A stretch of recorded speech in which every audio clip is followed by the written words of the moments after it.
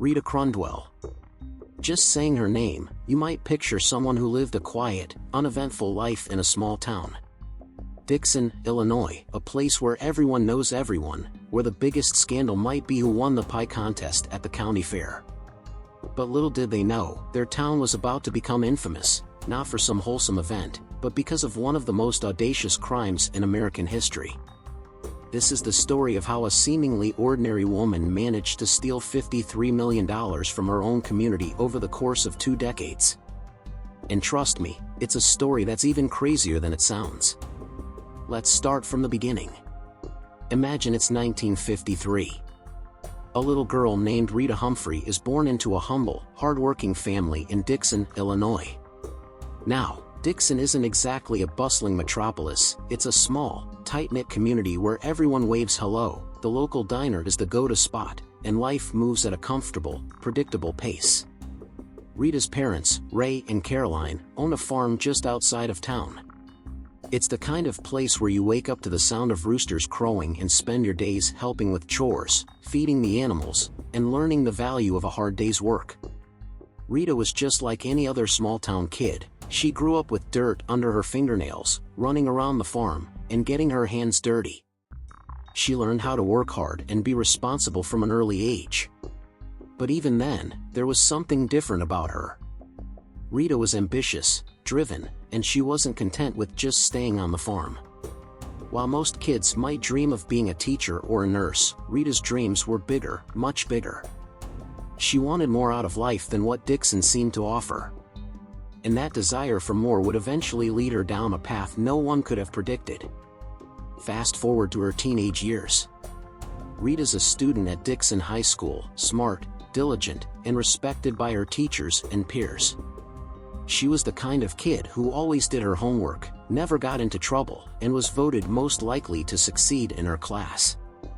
Everyone thought she'd go on to do great things, maybe move to the big city and make a name for herself. And in a way, they weren't wrong. But the way Rita chose to succeed was far from what anyone expected. In 1970, while she was still in high school, Rita landed a job as a work-study student at Dixon City Hall. Can you imagine? Just a teenager, but already stepping into the world of local government. This was a huge opportunity for her, and she grabbed it with both hands. She was smart, meticulous, and eager to learn. Everyone at City Hall noticed how capable she was, and it wasn't long before she became the go-to person for anything finance-related. The town's officials and residents started trusting her completely. After all, she was a local girl, born and raised in Dixon, who better to manage the town's money. Rita quickly became more than just an intern, she was indispensable. By the time 1983 rolled around, she was appointed as the comptroller and treasurer of Dixon. For those who don't know, that means she was in charge of every single dollar that flowed in and out of the town's accounts. Now, just think about that for a moment.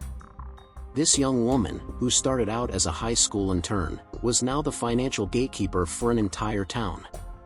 That's a lot of power for one person to have, especially in a small town where everyone just assumes the best of each other.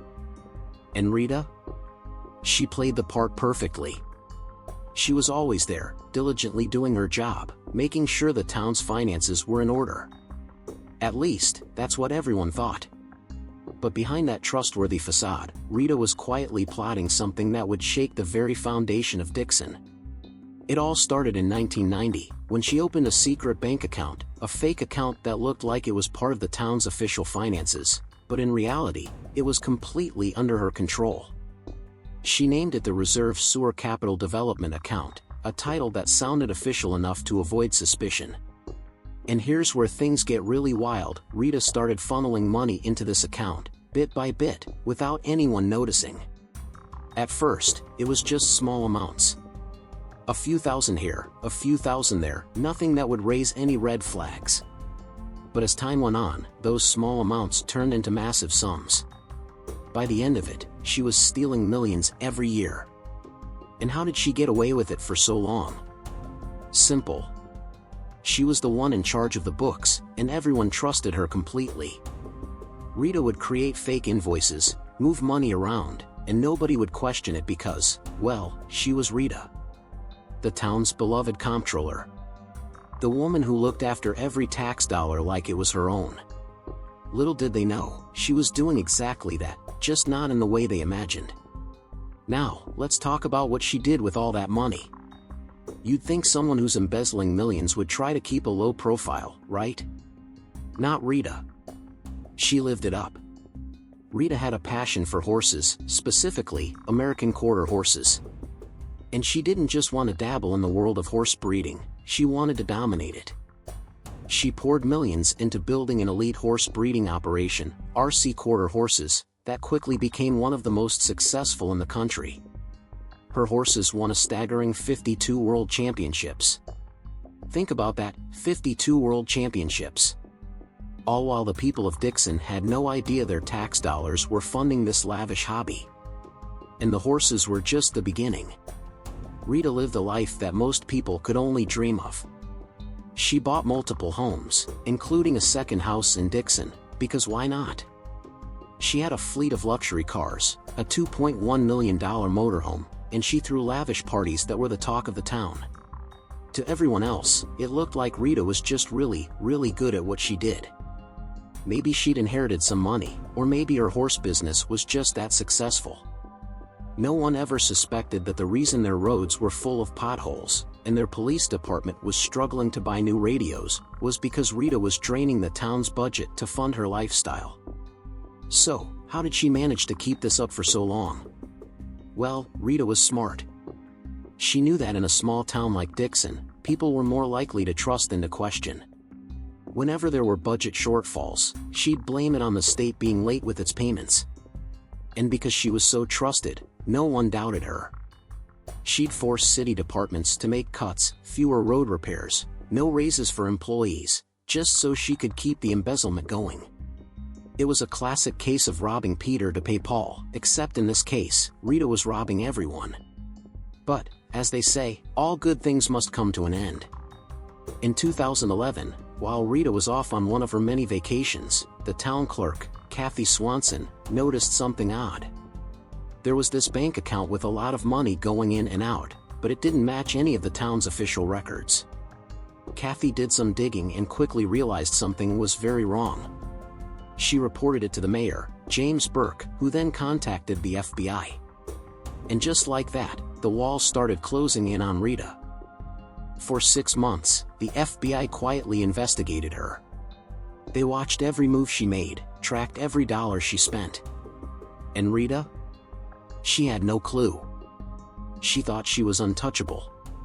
Then, on April 17, 2012, Rita walked into work, probably thinking it was just another day of balancing the town's budget, and FBI agents were waiting for her. Imagine that moment. 1 minute, you're the most trusted person in town, the next, you're being arrested for embezzling $53 million. It's the kind of thing you see in movies, but this was real life. When the news broke, Dixon was in shock. How could this happen? How could someone they trusted so completely, someone who'd been a part of their community for so long, betray them like this? Rita Crundwell, the woman who everyone thought was their financial guardian, had been robbing them blind for over 2 decades. She pleaded guilty to the charges, and in 2013, she was sentenced to 19.5 years in federal prison. It seemed like justice had finally been served. Or had it? Here's where things take another twist. In 2021, after serving just a little over 8 years, Rita was released early due to the COVID-19 pandemic. 8 years. For stealing $53 million. And now, she's back in Dixon, living under home confinement on a farm. The same town she bled dry for all those years is now the place where she's serving out the rest of her sentence. It's almost unbelievable, isn't it? Rita's story is more than just a tale of greed, it's a cautionary story about trust and how easily it can be abused. It's about how someone can hide behind a facade of respectability while committing one of the most significant frauds in history. And it's a reminder that sometimes, the people we trust the most are the ones who can do the most harm. So, what do you think? Did Rita Crundwell get the punishment she deserved, or did she get off too easy? Let me know in the comments. And if you're as fascinated by these unbelievable true crime stories as I am, don't forget to hit that like button and subscribe. Because trust me, there are plenty more stories out there that are just as wild, if not wilder, than this one. The world is full of surprises, and sometimes, the truth is stranger than fiction.